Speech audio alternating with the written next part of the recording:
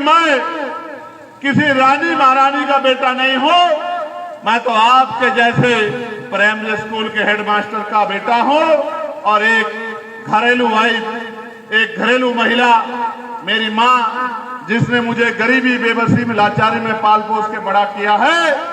उसके दूध रूपी खून को जो है पी पी के मैं जो है तंदुरुस्त होकर आज आपके बीच में हूं। प्यारे साथियों, मैं आपको ये कहना चाहता हूं, अगर वास्तविकता में आप मुझसे प्यार करते हैं, वास्तविकता में अगर आप महापुरुषों से प्यार करते हैं, वास्तविकता में अगर आप और महापुरुषों से प्यार करें ना करें, अपनी नस्लों से प्यार करते हैं, अपने परिवारों से प्यार करते हैं, अपने क्षेत्र से प्यार करते हैं, अपने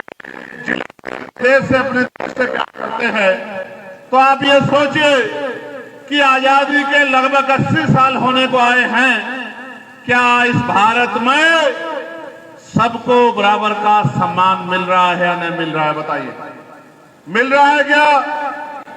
जोर से बताइए, मिल रहा है क्या?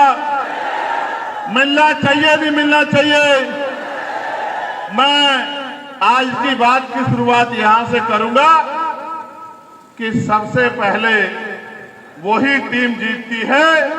सबसे पहले वही टीम कामयाब होती है जिस टीम के अंदर अनुशासन होता है।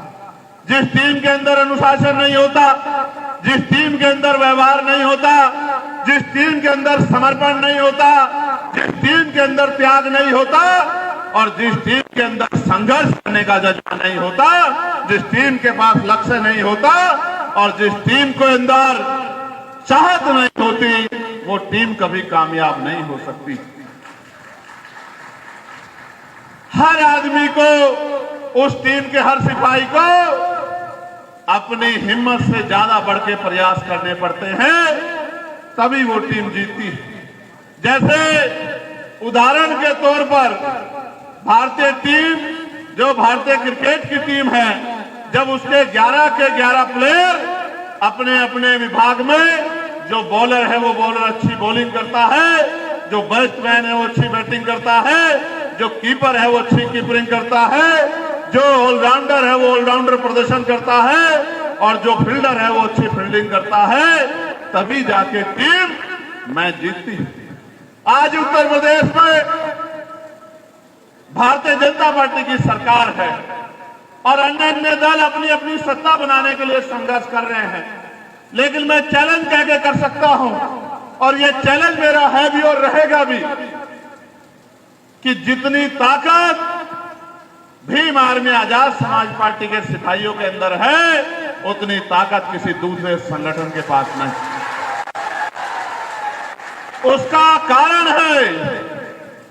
कि इन लोगों ने, ये जो नौजवान साथी हैं, उन्होंने ये नीला कफन अपने गले में, अपने सर पर रख लिया है और वो ये तय कर चुके हैं कि अब हम महापुरुषों के रुके हुए अधूरे काम को पूरा किए बगैर रुकेंगे नहीं। और जब तक इस देश में समता मूलक समाज नहीं बनेगा, जब तक इस देश में समता, समानता, बंधुत्व, मैत्री के आधारित राज नहीं बनेगा, जब तक इस प्रदेश में कमजोर, हक वंचित समाज के लोगों को बुनियादी सुविधाएं नहीं मिलेगी, तब तक हम लोग चैन से नहीं बैठेंगे। इनका यही संकल्प है जिसने बड़ी बड़ी पार्टियों की नींद उड़ा रखी है, कि यही हिम्मत है कि जहां एक तरफ पैसे देके, खाना देके, शराब देके, गाड़ी देके, तमाम तरह की सुविधा देकर लोगों को इकट्ठा करके बड़े बड़े नेताओं की रैली कराई जाती है, वहां आजाद समाज पार्टी भीम आर्मी के नौजवान साथी अपनी मेहनत की कमाई से, छोटे छोटे से सहयोग से, थोड़े थोड़े पैसे से मोटरसाइकिल लेकर, 4 पहियों की गाड़ी किराए पर करके, क्योंकि मैं अपने गरीब बहुजन समाज का हाल जानता हूं, अभी भी उनके पास तक बुनियादी सुविधाएं नहीं पहुंची हैं,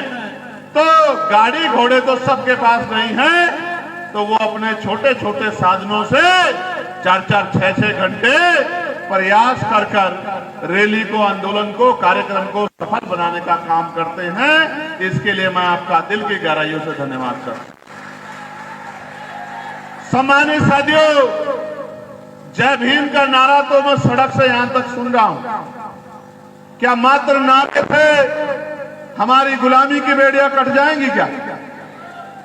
क्या तस्वीर देने से और फोटो खिंचवाने से हमारी गुलामी की बेड़ियां कट सकती है? क्या अगर हमें भारतीय जनता पार्टी से सत्ता छीननी है तो हमें अपने अंदर उनसे ज्यादा शक्ति का निर्माण करना होगा, उनसे ज्यादा संघर्ष का जज्बा अपने अंदर तैयार करना पड़ेगा। और एक जाति एक धर्म से नहीं जीत सकते हैं, हमें बिखरे हुए बहुजन समाज में भाईचारा तैयार करना पड़ेगा। अपने बहुजन समाज को गांव-गांव जाके उनको जगाना, समझाना पड़ेगा, उनको ये बताना पड़ेगा कि अगर आपने अपनी ताकत नहीं बनाई तो आपके बच्चों का भविष्य कितना बेड़ा गर्क उनका होने वाला है, किस तरह गर्त में जाने वाला है, ये आपको बताना पड़ेगा। आज जब मैं अपनी बात को रखूंगा तो मैं आपको बहुत सारी बातें बताऊंगा जो आपको फोन में नहीं मिलेगी, जो हो सकता है गूगल पे ना मिले, क्योंकि मैं किसी रानी महारानी का बेटा नहीं हूं। मैं तो आपके जैसे प्राइमरी स्कूल के हेडमास्टर का बेटा हूं और एक घरेलू वाइफ, एक घरेलू महिला, मेरी माँ जिसने मुझे गरीबी, बेबसी में, लाचारी में पाल पोस के बड़ा किया है, उसके दूध रूपी खून को जो है पी पी के मैं जो है तंदुरुस्त होकर आज आपके बीच में हूँ। मैंने गरीबी देखी है, मैंने बेबसी देखी है, मैंने लाचारी देखी है, मैंने बीमारी देखी है, मैंने गरीब के लुटते हुए घर को देखा है, मैंने गरीबी में दम घुटते लोगों को देखा है। मैं जो बात आज आपसे कह रहा हूं, मैं गारंटी से कहता हूं, अगर आपने 2 साल मेरी बात पे पहरा दे लिया तो मैं लिख के देता हूं कि उत्तर प्रदेश की शक्ल ऐसी होगी जिस शक्ल पे इंसानियत दिखाई देगी, और जो शक्ल जो है, जो ताकत जो है गरीबों, कमजोरों, किसानों, मजदूरों, महिलाओं और वंचित वर्ग के हर तबके का हाथ पकड़ने का काम करेगी, उसको बेबसी की जिंदगी से निकालने का काम करेगी। कुर्सी पे बैठने के लिए नहीं दिए गए हैं, ये पद आपको इसलिए दिए गए हैं कि आप गांव में निकल के जिले का संगठन तैयार करें, बूथ का संगठन तैयार करें, सेक्टर का संगठन तैयार करें, विधानसभा का संगठन तैयार करें, भाईचारे की कमेटियां बनाएं और बिखरे हुए समाज को एक माला में पिरोके और उनको वोट की ताकत का एहसास करा के उनकी शक्ति बनाने का काम करें। प्यारे साथियों, मैं आपको भी जानता और खुद को भी जानता। मैं एक उदाहरण आपको देता हूं कि बिना जानकारी के और आज की जो हमारी हालात है उस पे हमें करना क्या चाहिए, हम क्या करते हैं। आप ये जानते हैं, हमारे सभी महापुरुषों ने कहा है कि हमें शिक्षा लेनी चाहिए। शिक्षा जिसको हथियार बताया गया है, आप ये महसूस करके देखो,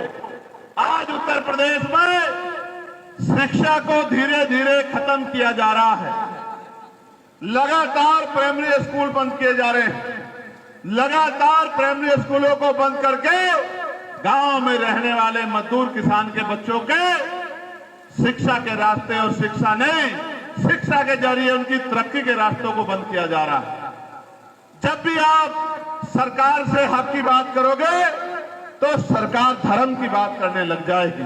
आप ये बताओ, आज की सरकार सब कुछ आपको दे सकती है, गेहूं दे सकती है, चावल दे सकती है, नमक दे सकती है, आटा दे सकती है, लेकिन जिससे आपके बच्चों की तरक्की सुनिश्चित होगी वो शिक्षा आपको कभी मुफ्त नहीं दे सकती है। इस बात को आपने कभी समझने का प्रयास क्यों नहीं किया? सरकार आपसे कह रही है, नई एजुकेशन पॉलिसी लाई है कि 6 साल से कम उम्र के बच्चे का सरकारी स्कूल में एडमिशन नहीं होगा। सरकारी में एडमिशन नहीं होगा तो प्राइवेट में पढ़ाना पड़ेगा, और वो कह रहे प्राइवेट में करा दो, 1000 रुपए हम लोग आपको देंगे, क्योंकि वो जानते हैं कि ये गरीब कमजोर समाज है, हम इनको 1000 रुपए देंगे, ये 1000 रुपए में से 800 रुपए अपने घर की जरूरत पूरा करने के लिए लगाएंगे और 100-200 रुपए वाला स्कूल देख के अपने बच्चों को पढ़ाने के लिए लगाएंगे। आप महसूस करो, आप घर बनाना चाहते हो, बहुत सुंदर, आप गाड़ी लेना चाहते हो, बहुत सुंदर, आप सुख सुविधा लेना चाहते हैं, बहुत सुंदर, लेकिन जिस एजुकेशन से आपके बच्चों का भविष्य बदलेगा, आप अपने पैरों पे खड़े होंगे, आपकी नस्लें पैरों पे खड़ी होंगी, उस एजुकेशन पे आपका ध्यान नहीं है। क्योंकि आज की सरकारें एजुकेशन की महत्ता को बताने का काम नहीं करती। मैं ये कहना चाहता हूं, रोटी तो आप मेहनत करके भी खा लोगे, लेकिन अगर आपकी नस्लें नहीं पढ़ी, आपके बच्चे नहीं पढ़े, तो वो दिन दूर नहीं